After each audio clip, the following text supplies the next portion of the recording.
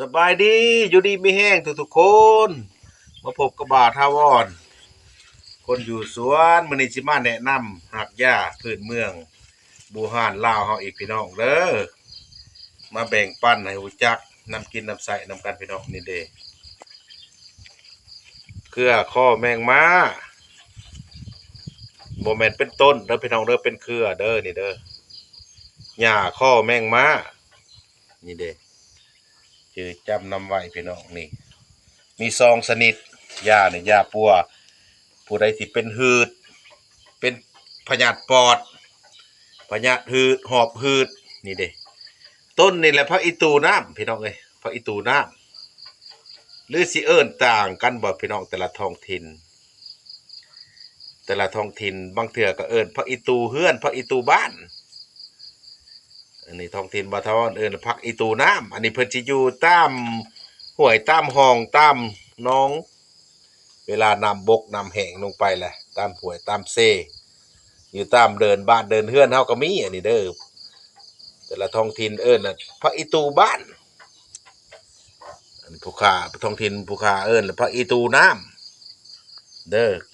ผู้ใดเป็นหอบเป็นหืดผู้ใดเป็นพยาธิปอดหายใจบ่ติดเอาสองอย่างนี่แหละพี่น้องเอ้ยมาต้มกินเด้อแนวละกำมือไม่ได้ลกเอาทั้งหากทั้งอันนี้แหละ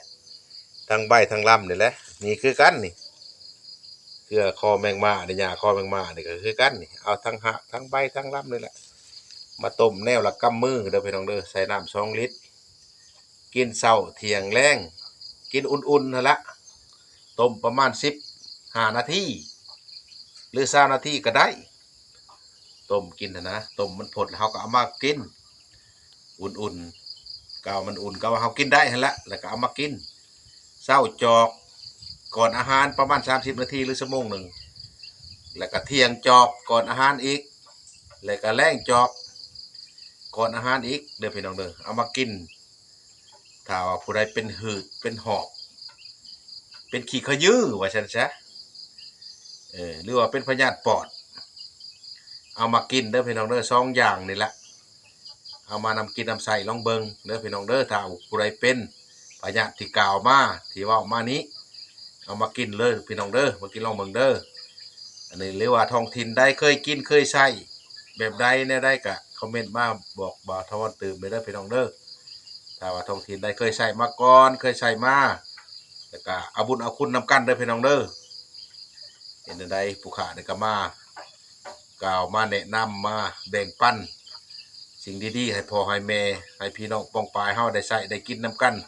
ให้ถึกให้เศร้าถ้าผู้ใดเป็นพยาธิโรคาแล้วก็เอาไปกินแล้วก็ให้ดีให้เศร้าไว้ว่าเด้อพี่น้องเด้ออย่าเจ็บอย่าจนกันให้ร่ำให้รวยนำกันสาธุอยู่ดีมีแห้งเด้อพี่น้องเด้อ